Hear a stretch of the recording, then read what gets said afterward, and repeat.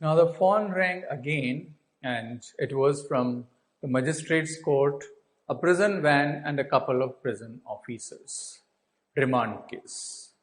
And within 2 minutes, governor was thinking, was that a hoax? Hoax means, deception.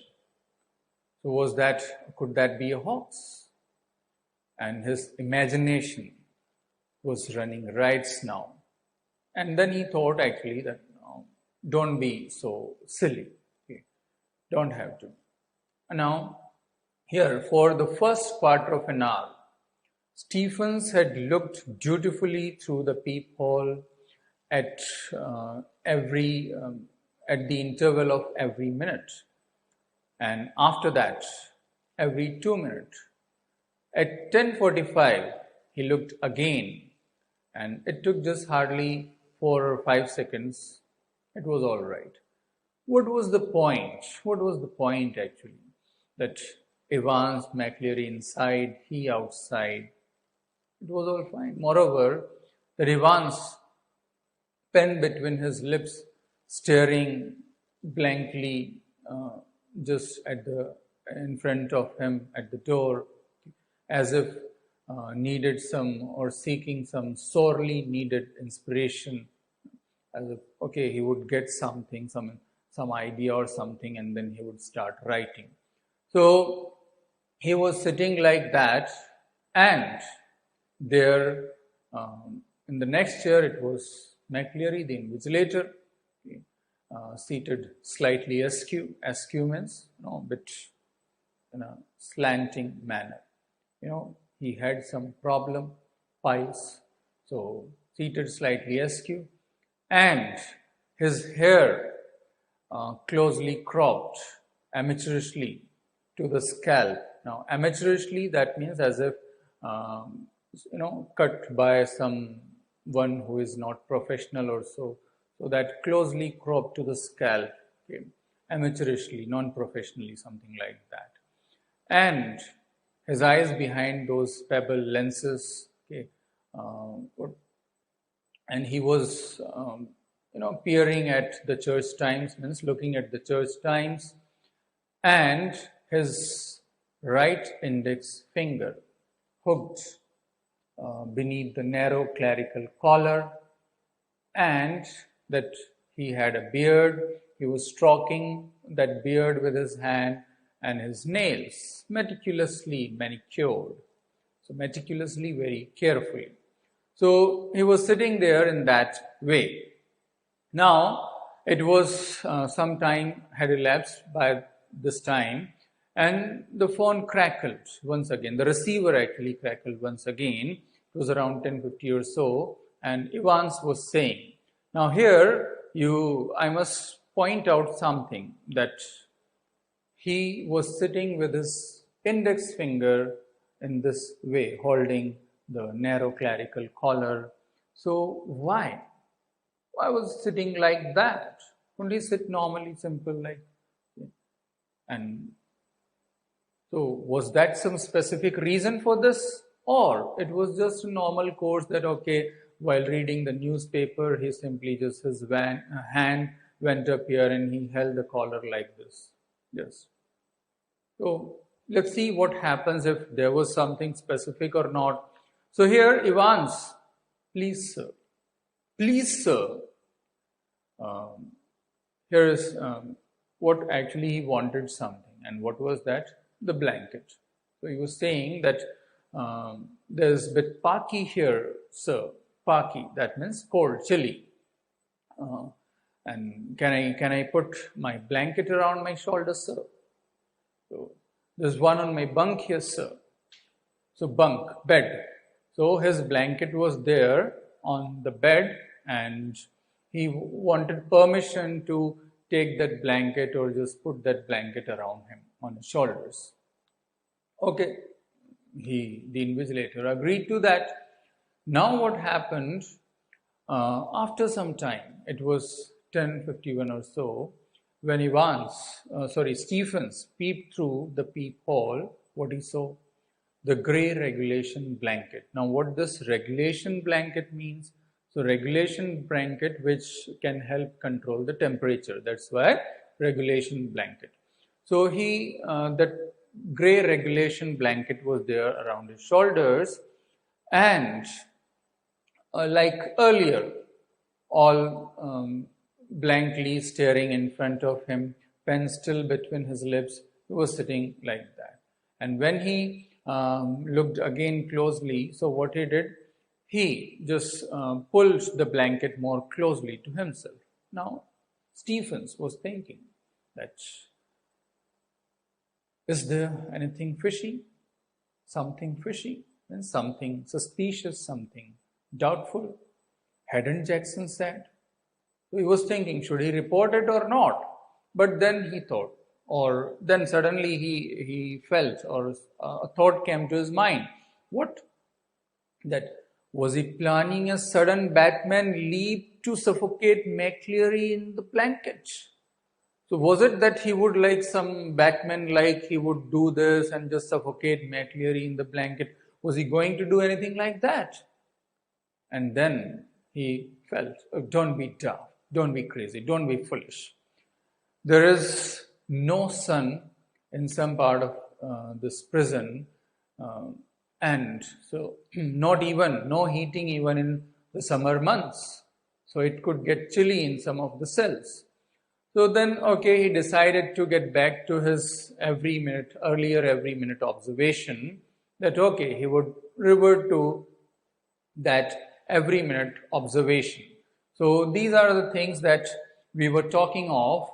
And now what happened after all this, that blanket around his shoulders and all this was happening, the receiver crackled again. And what happened actually, what was that?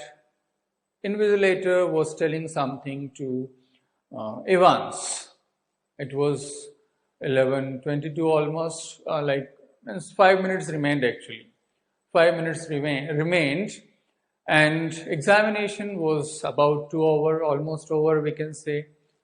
But something gnawed away quietly in governor's mind. That means something was troubling him. It was like, how could all this happen so smoothly, and something might be there, something was troubling him.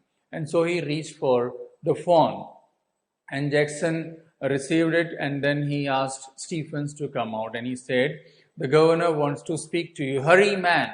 So Stephens went up and he took that receiver and listened to the hurriedly spoken orders. And what was he ordered? The governor told him that Stephens himself was to accompany McCleary to the main prison gates. And understood? Fine, understood. Now Stephens himself was to make sure that the door was locked in advance after McCleary had left. Understood? Understood. All fine. So these were the instructions, and we must ask a question on this. Is quite important, and it is, what instructions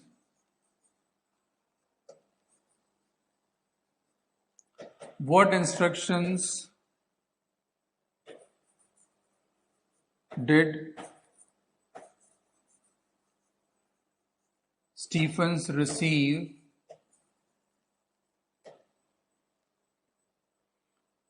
three minutes before the end of examination? So what instructions did Stephens receive 3 minutes before the end of the examination? And the answer is very much clear. As you can see, the 2 points we have mentioned very specifically and clearly here, that he was to accompany McCleary to main prison gates, and 2, he was to make sure that the door was locked in advance after McCleary had left. So these were the 2 instructions, very much clear. Now what examination was not almost, it was over. The governor heard the final exchanges. Invigilator told Evans, now stop writing and put your sheets in order. See, they are correctly numbered. Check the numbering and all. Okay, finally he asked, all right, was it? Means asking, how was the exam? Not too bad. Now see, all the time the pen was between his lips and he was saying, not too bad. How funny. And outside, Stephens was talking to the invigilator. So Stephens was asking, what that? How do you think? What do you think he might have fared? He has done.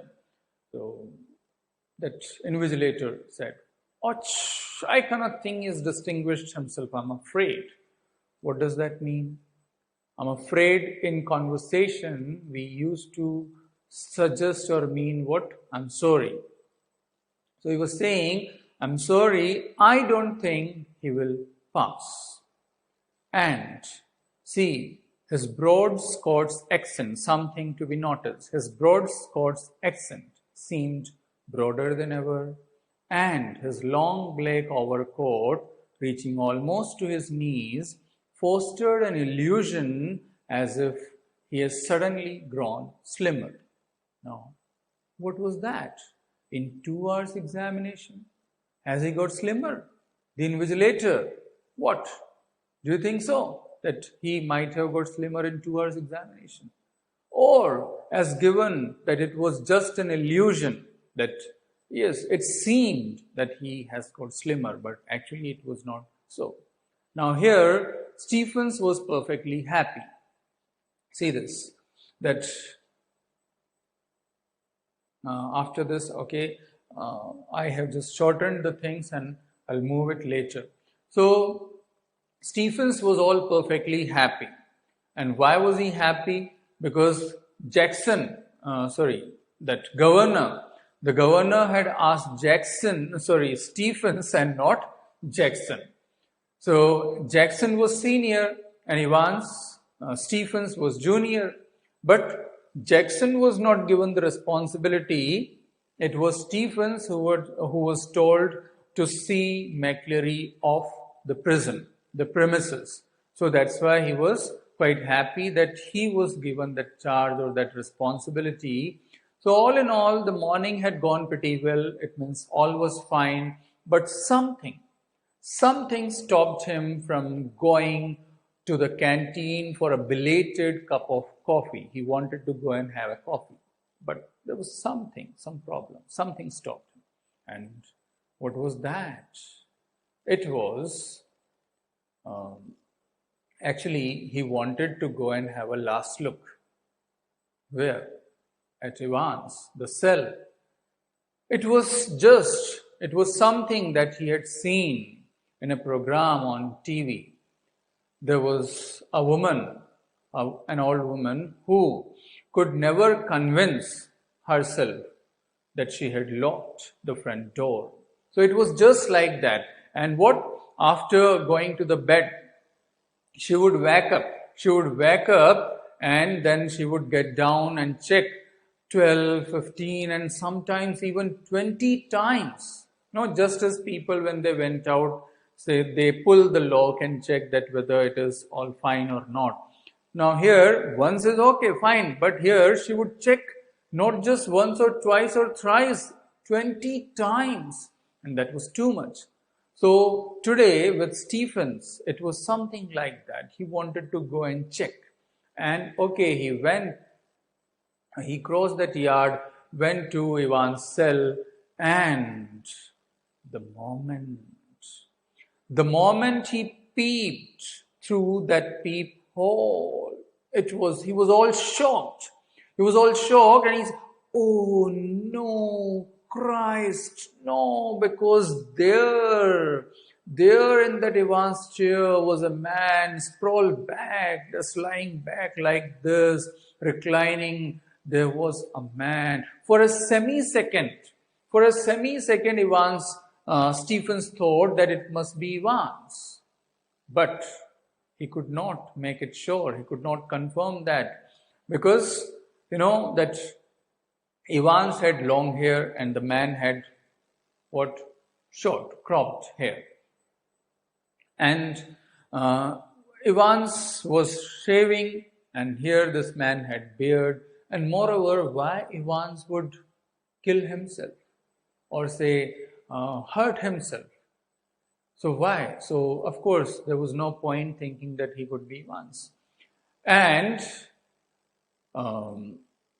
what was the situation? That blanket, that grey regulation blanket, slipping from his shoulder back, and his closely cropped, irregularly tufted hair, all awash with fierce red blood, which had already dripped through to the beard, and now coming over to that white clerical collar, and from there to that black clerical front. So it was all bloody, it was all red and red, all in blood, in that fierce blood.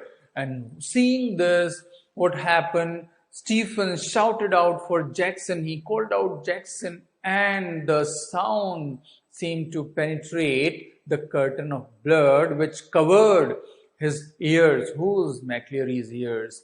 And he shouted those so sharply, so loudly, that the sound seemed to penetrate. It means just tearing that curtain of blood just entered into his ear, and he felt for the handkerchief in his pocket.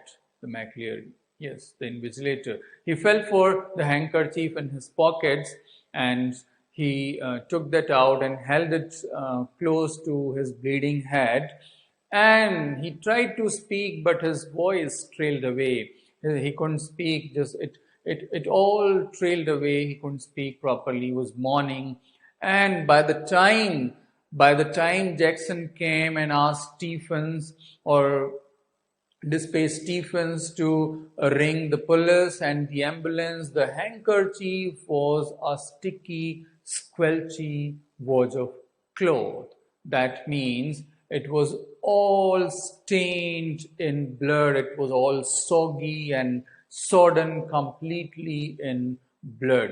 Wad means piece of cloth. Now, that man, that means McCleary, he was mourning.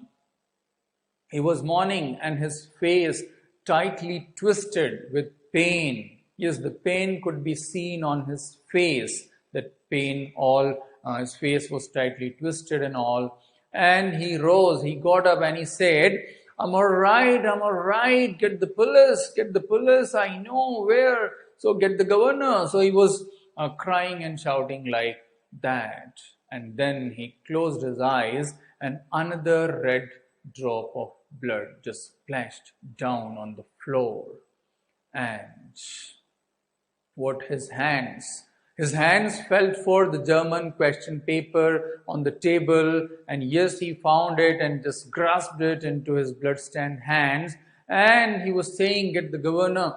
And all at once, the sirens were sounding. The police officers, the prison officers, barked orders. The puzzled prisoners pushed their way along the corridors, and the phone bells were ringing everywhere. It was all a hodgepodge situation, all in a hustle-bustle situation. It was like that. And in a little while, after some time, McCleary came, supported on either side by Jackson and Stephens, and in the yard he was greeted by the governor. So governor was there, he met governor, and governor, that we must get you to the hospital immediately. And he said that, call the police. He said, yes, they are on their way. Now you might be confused by why this police when he was already there in the prison.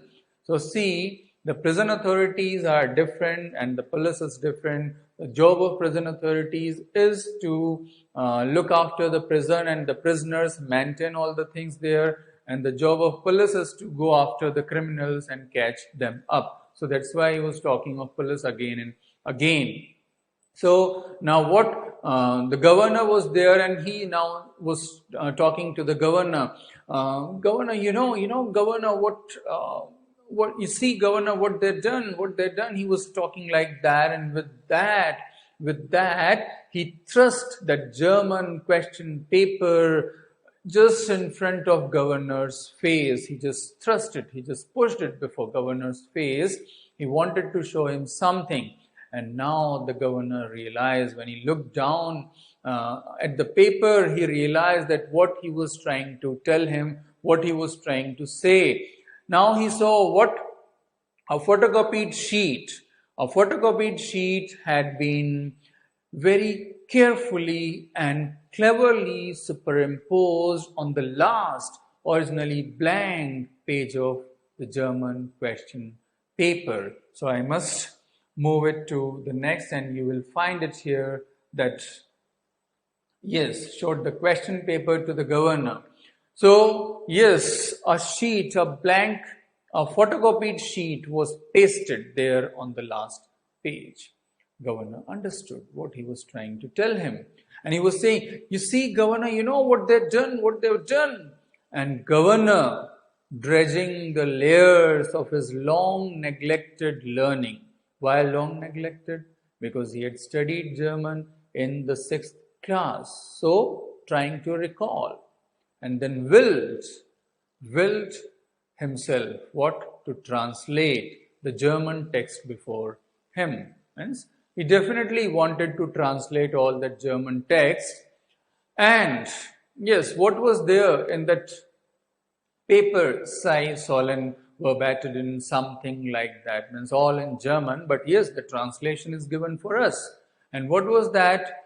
The vital point in time is 3 minutes before the end of the examination. And what? Just remember that. And something, actually see, everything was going as per the plan. You can see everything was going, because it all happened just at the end of the examination, 3 minutes before the end of the examination. That was written in that paper. That was vital point. Important time is 3 minutes before the end of the examination. You must follow the plan already, something. And then something. Remember, don't hit him. Said what? Don't hit him too hard. Remember, he's a minister. And this is what was written. And then what happened? It was Carter. A siren wailed to its crescendo. So governor saw this, he was trying to translate, and suddenly that a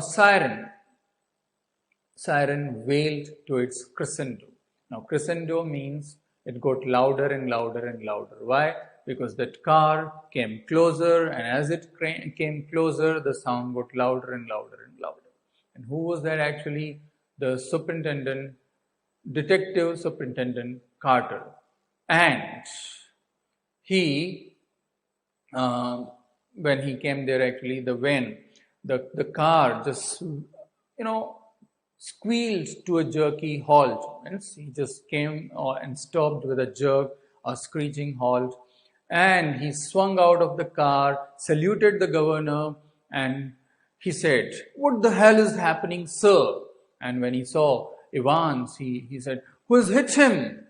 So that McLeary cut through whatever explanation the governor might have given. Means before the governor could speak, he just cut through and he said, "I know where Evans, I know Elsfield Way, officer, Elsfield Way, I know where Evans." So and then he was breathing heavily, and he reclined against the side of the car, and his hand, which was all stained in blood, so it left an imprint in tarnished crimson. That means that imprint of his hand was left there. And the governor, he looked all puzzled, and he looked at the governor. So the governor said that, "Take him with you if you think he'll be all right. He's the only one who knows what's happening here."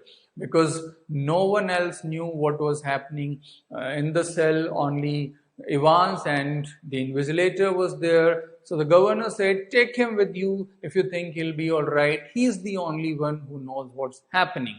So as per the instruction of the governor, he took him into his car and the car went away. And now what? The governor remembered what he said, the last words, Elsfield Way. And there before him, in the last line, in the question paper, it just came up before him. He saw in that question paper, what? From Elsfield Way to Haddington roundabout.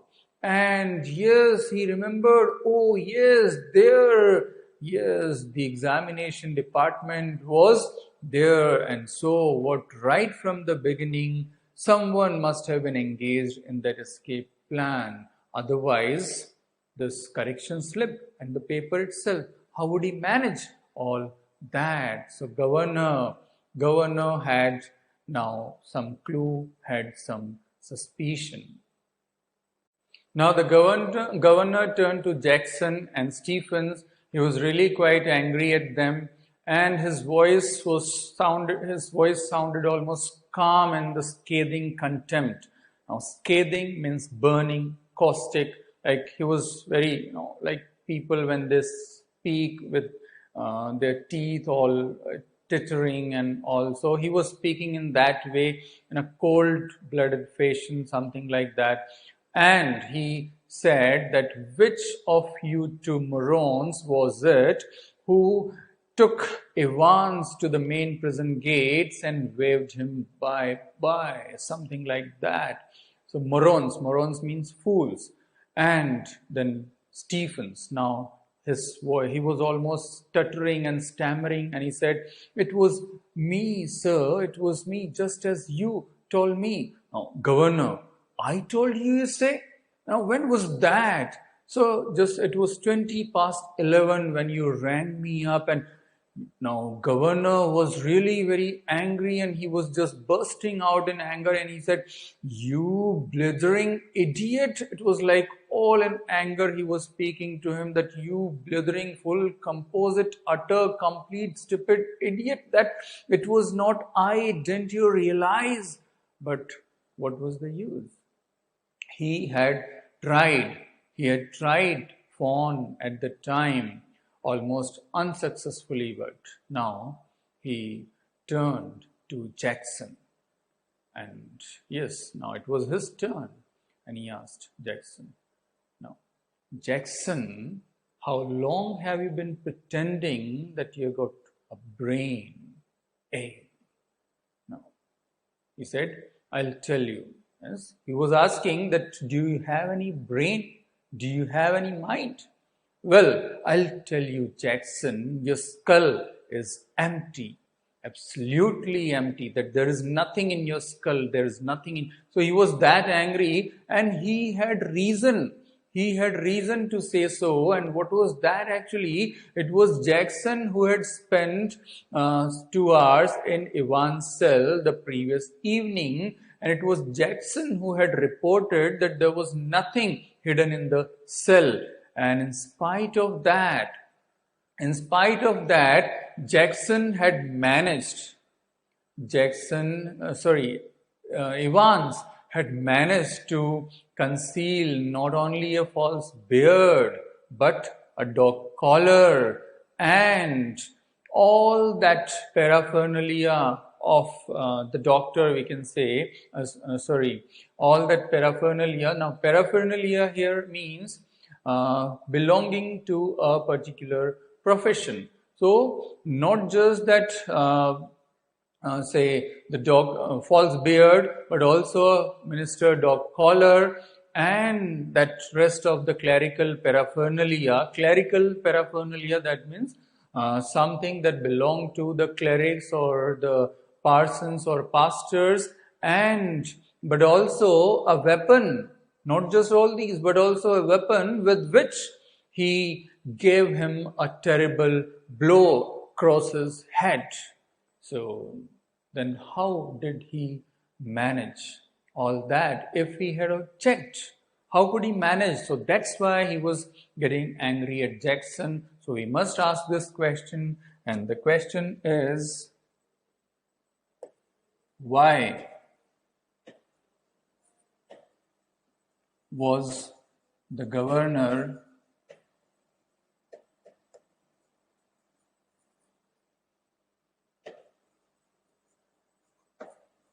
angry at Jackson? Why was the governor angry at Jackson? And now it is very much clear this was the reason. Then how could he conceal all that? A prison went back alongside, but the governor made no immediate move. He just looked at the German text before him, and here it was what? From Elsfield Way to Headington roundabout, and from there you go straight over and make your way to New Gribben. Now, New Gribben? Where on earth? Never heard of it. Like he had never heard of that place, New Gribben. So he was thinking that where on earth? Never heard. Now, Wargrave, could it be Wargrave? But no, that too didn't seem a possibility. Then he thought that could it be a code word for something? And then yes, it hit him. It hit him suddenly that yes, it is what? New Grave. God, New Grave was a pretty big sort of place. So he now finally understood that that was a code word for New Grave. Now he just wrapped up his orders to the driver that St. Aldate's Police Station. Now the driver had to take Jackson and Stephens to St. Aldate's Police Station. So he said, now take Jackson Stephens to St. Aldate's Police Station and just talk to Chief Inspector Bell. And then he himself just leapt up the stairs 3 at a time and went to his office, and there he got Inspector Bell on phone and put the facts before him. So he had a talk with Chief Inspector Bell and put all the facts before him, and Bell said, what? We'll get him, sir, we'll get him with a bit of luck. Okay, now what? Governor lit a cigarette and relaxed himself on the chair, like just sat back, leaning back on the chair, sat there. And what? He was kind of admiring Evans in the heart of hearts. He was thinking that what a beautifully laid plan it had all been. What a clever fellow Evans was. So in the heart of hearts, he was admiring that how clever the man is, how beautiful that plan was. So he was thinking like that, careless, leaving the question paper behind. That was really quite careless of him that he left the paper, because it was because of that question paper now that he'll be able to catch him.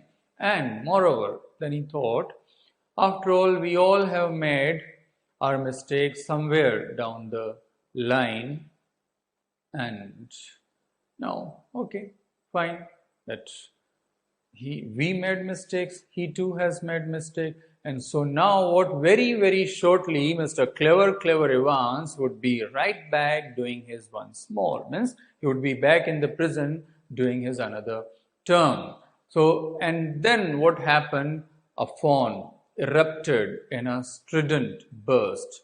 Strident, that is cacophonous. So there was that sound, and what was it actually? It was Detective Superintendent Carter. He had called and he said, what?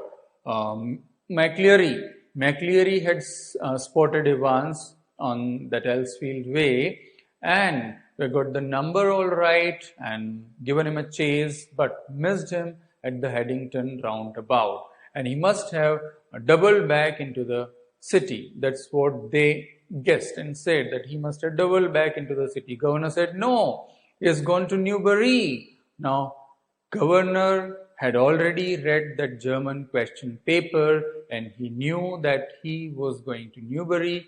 So he said, no, he is going to Newbury, and then he explained his reason for thinking so. And then he thought, now it was a police job now, so why he should worry about that or bother about that. He was another good for a giggle, gullible governor. So good for a giggle, that means a laughing stock. Gullible, one who can easily be befooled. So he was that type of person. And here he is talking to Carter that, by the way, Carter, you managed to take McCleary to the hospital, all right? So he said, yes, really groggy he was. Groggy means what? Weak and tired. So really groggy he was when we reached the examination offices, and from there they rang up to the hospital for the ambulance, and he's in the Red Cliff now. So Red Cliff, you can see the hospital, so he's in the Red Cliff now. And there what happened, now to confirm, governor rang up to the hospital and he said he's a parson. So they said, no, there is no such man. I don't think there is any such person. He said, yes, there is. You'll find that one of your ambulances picked him up from the Elsfield way. He said, oh, that, yes, we sent an ambulance, all right, but when we had gone there, the fellow had gone, vanished. Now the governor was all shocked. He was now thinking that the man was gone. Now see, here Evans went away, McCleary went away. Now what all this is happening? He was all puzzled and confused. Now he was not listening to the man. And finally, when later it was searched, they found out what that McCleary, the real McCleary was lying in his flat, all securely tied, his mouth gagged, right from the morning. Since morning at 8:15, he was there in his flat. So now, this is all, the situation has all got puzzled now. So if McCleary was there in his flat since the morning, then who was the person who came to the prison as McCleary? And who was the person who went out of the prison and who remained inside? So all the situation got totally muddled and puzzled. Now, after searching a lot, governor understood the fact, the thing, what?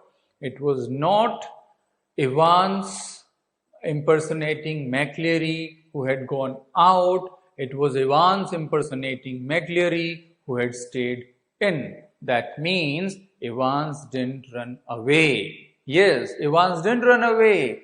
It was the prison authorities, the governor and Carter, they who took McCleary who took Evans along with them and dropped him at the examination offices. He didn't run away. He was accompanied by the prison officers, the prison authorities, and dropped at the examination offices. So that's how they had done. And governor now understood and realized all that thing. And here, see, Evans, and now you must understand, you must know all the things, that how all this began, how all this happened. So it began with the hat. If you remember, Jackson asked him to remove the hat, but he refused to remove the hat, and the reason he offered was that lucky charm, but it was not that lucky charm.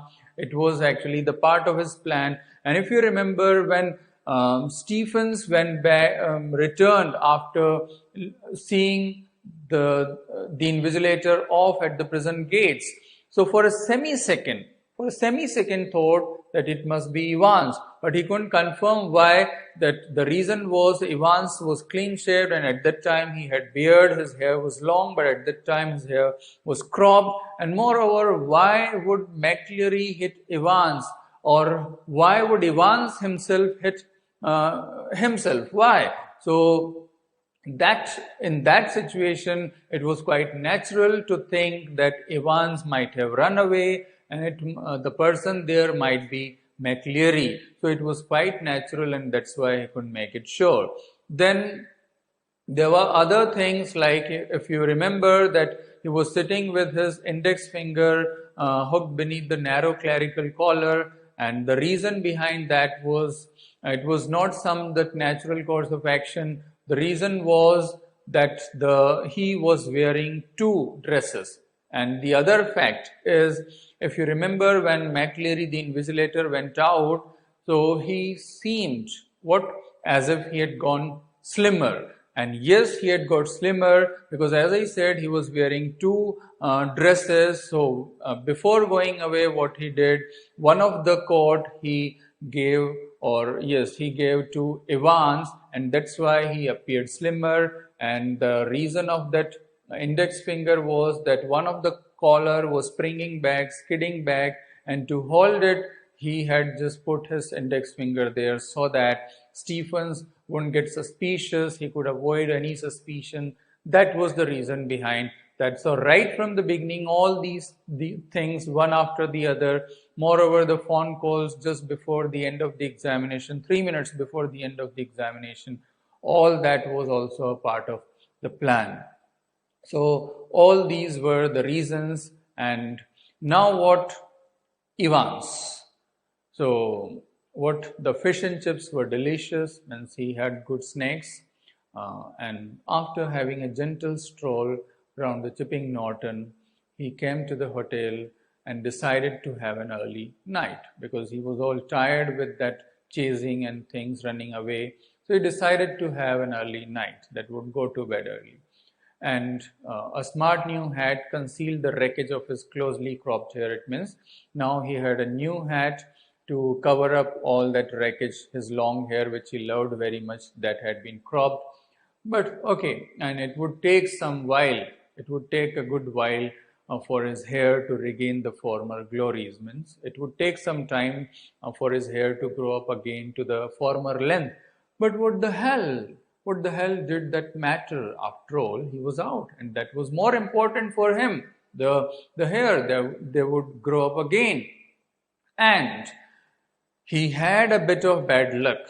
Yes, Jackson had took away that the pair of scissors, and he had to do all that cropping with the razor all night, and that was really a tricky job, a complicated one. But he had his good luck as well. If Jackson had removed the hat or forced him to remove the hat, then what? All his plan would have been spoiled. But thank God and thankfully that didn't happen. And one of the worst things, funny really, had been that beard. Yes, and he had been allergic to sticking plasters, and now it was feeling red and sore. But okay, all was fine. All in all, everything was good. Now he went up to the reception, and the receptionist wasn't the same girl who had booked him in. And the change was for the better. Okay, fine, no problem at all. He gave her his best smile and said that he wouldn't be bothering her with breakfast or meals. And just then what? He ordered for a copy of Daily Express and said that ring him up early morning, 6:45. Tomorrow was going to be another busy day. Means he asked her that she should just ring him up or call him up early in the morning at 6:45 because tomorrow he would be quite busy. And so he whistled to himself as he went up the stairs to his room, and he was quite pleased by the idea of dressing himself up as the minister, putting that clerical front and that minister dog collar. So he was happy thinking about all that, though it was really a bit tough fiddling with that collar and that clerical front under that blanket. So it was really a tough job than he had expected or bargained for. But it had worked out well. And moreover, that collar, that was skidding back, that was moving back, and he just got his hand well in time to avoid that skidding. Otherwise, perhaps Stephens could have noticed. So everything went worked smoothly, though only that collar, that was the problem, that fiddling inside that blanket, that was a bit problem. But yes, it went smoothly, worked smoothly. And yes, outside the prison, in the car, he got everything that he had been promised of or he would require. Means he got soap, he got water, he got clothes, and a map. Map, what?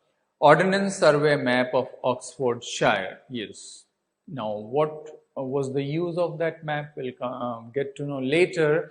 Now he opened the log, got inside the bedroom, got inside the room, and closed the door quietly behind him.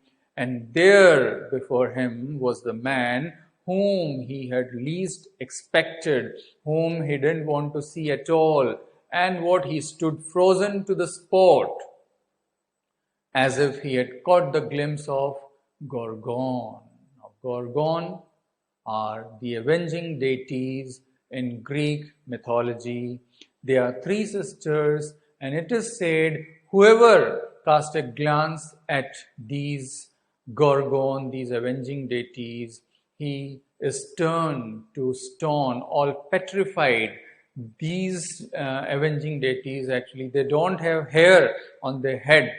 In place of these, the hair, they have what? Hissing snakes. So, and he stood there like that, all petrified. And then what? The governor. It was the governor, of course, with the help of that question paper, he had found that hotel and he was there. And Evans darted his glances desperately here and there, but the governor said, it's not worth anything. No use trying to escape or so. He said, our men, I've got men all around. Means it is like you have been surrounded. The place has been surrounded. Though there were only two, there were just two, but Evans didn't know, and he said that we have surrounded, we have cornered you, we have people all around. And moreover, he said, women too. Women too. Don't you think that the girl at the reception was rather too sweet? Now, Evans was visibly shaken. He just sat there on a chair and he just held his head in his hands. Yes, he realized and for some moment, for some time, there was utter silence. And then after some time, he raised his head and he spoke. It was, I suppose, it was that bloody correction slip, I suppose. And Mr. Governor, the governor, he couldn't mask the deep satisfaction. He was really feeling very happy that he has caught him. And he said, what? Well, there are a few people who know a bit of German. So it was like feeling proud on his ability, his quality of knowing German. So he said, there are a few people. Now Evans, he knew that he was beaten, and he then managed to smile ruefully. Ruefully means sorrowfully. And he said that, that it was not a mistake. It was not a mistake. We could have managed that somehow. What? The hotel, or that question paper, he's trying to say that was not a mistake. We could have managed that somehow. But the really important thing was to know when the exam started. And moreover, to get everyone out of the way for a couple of minutes. So that was more important. So for that, we definitely had to know when the exams. Actually, this is all about the last 3 minutes, because all those things happen in the last 3 minutes, and for that, changing that coat and all that dress, sticking that beard and all that, so all those happen in the last 3 minutes. So that's what he is saying, to clear everyone out of the way for the couple of minutes. And the governor said, and I offered all that information like a fool on a platter. Like a fool, I presented you with all that information on a platter. He said, well, someone did. Well, someone did. And that correction slip killed two birds with a single stone. So here, of course, we are at this, that he was caught at Golden Lion and all that. We are talking of all those things. Now here we need to know this, and we must ask, the question is,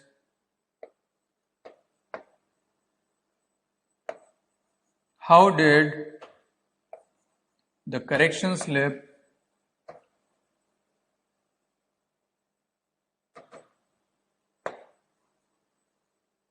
killed, how did the correction slip kill two birds with a single stone? With a single stone. So how?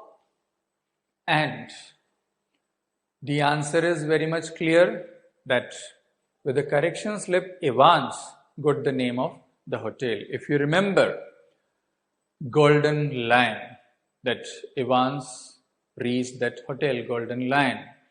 And how did he get to know that correction slip? If you remember, there was a phrase, Zum Goldenen Löwen, and that was nothing else but the name of this hotel, Golden Lion.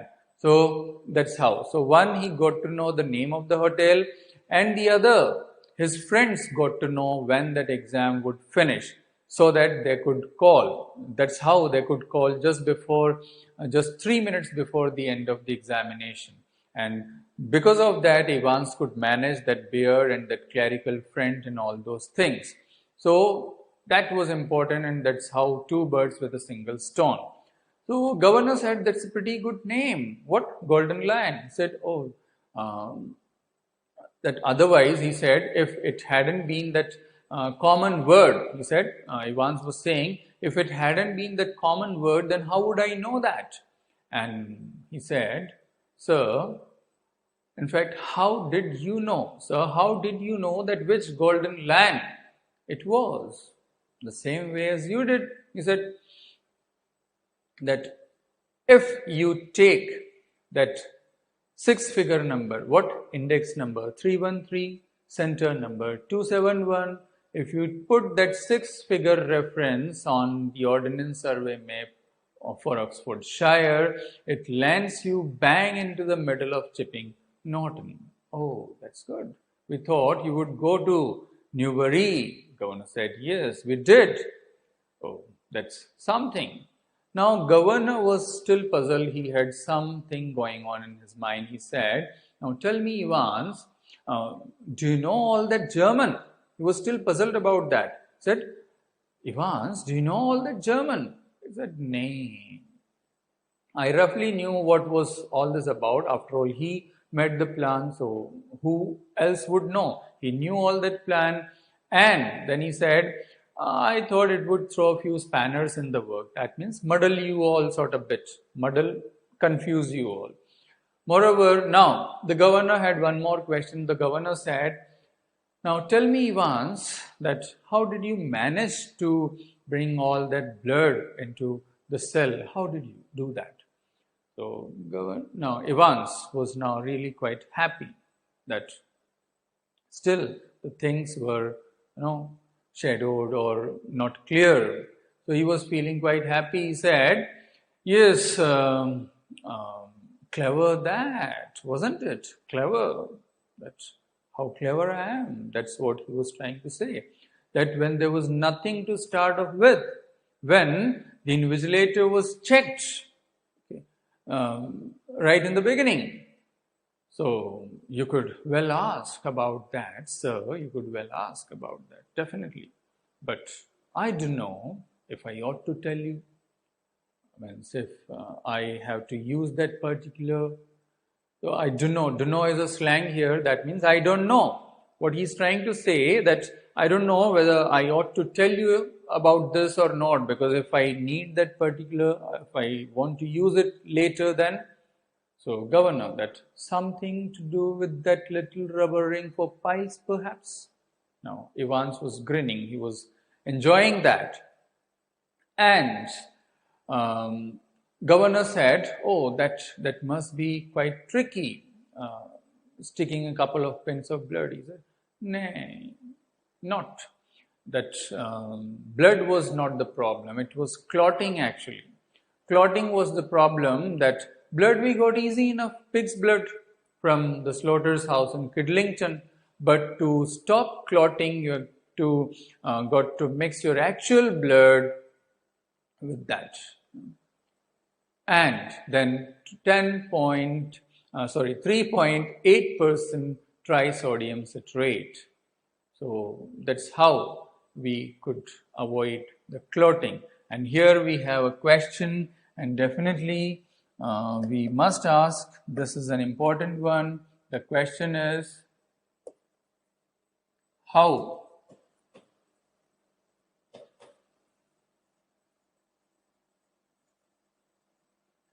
according to Evans was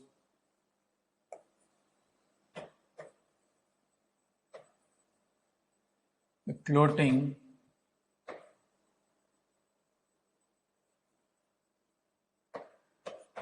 according to Evans was the clotting avoided? So these things, that pig's blood was to be mixed with actual blood, and then 3.8% trisodium citrate.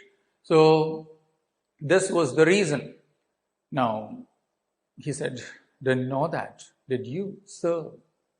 Now, governor, well, we learn something new every day, they tell me. So it was like he learned it from Evans that day.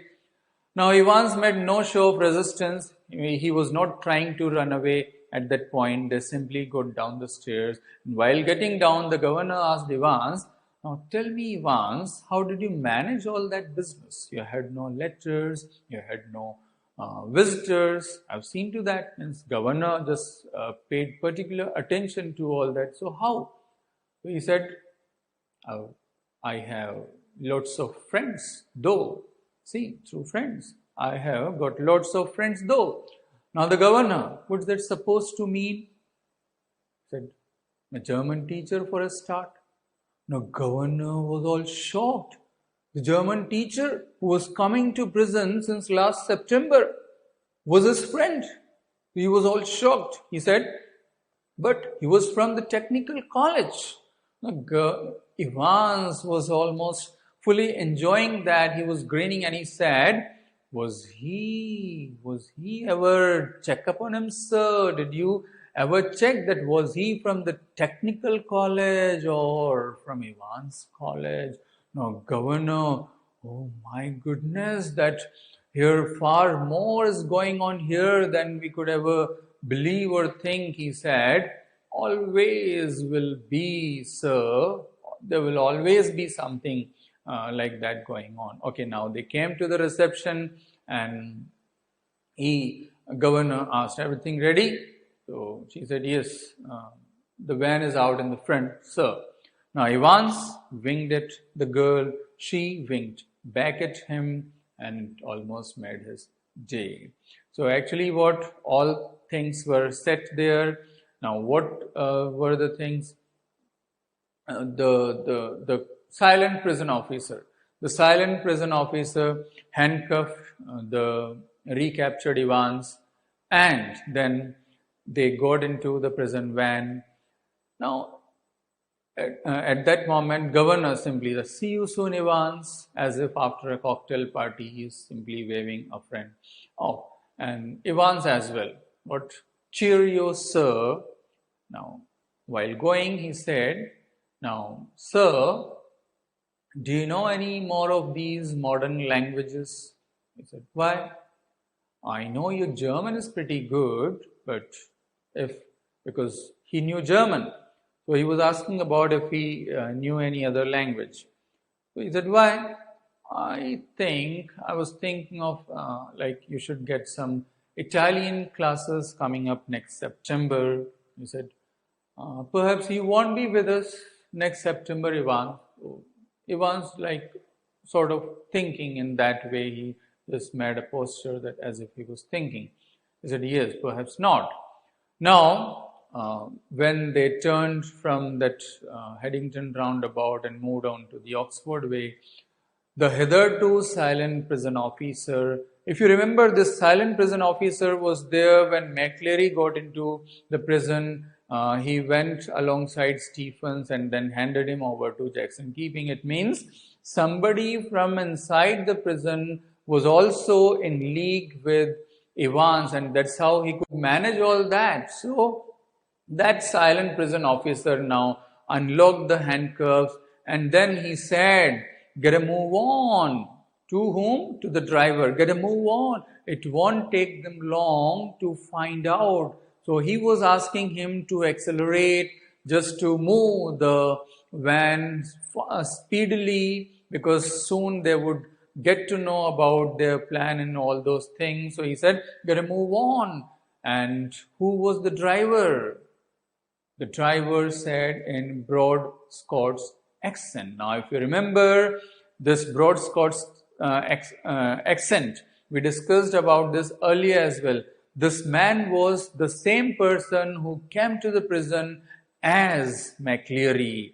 And now he was asking, where do you suppose we move or we make for? He said, what about Newbury? So, Evans fled again. Fourth time, he got out of the prison. He was successful enough in doing that, run away from the prison. So that's it. Evans tries an O-level, and we discussed all the possible questions in this story, in this chapter. And apart from those questions, the questions at the back here are also quite important, especially that between crime and punishment, it is always the battle of wits. And what could the prison authorities have done to safe bring back of Evans to the prison? So all those things, all the questions given at the back are important ones, and once at least you must take those questions, you must practice those questions. So thank you very much.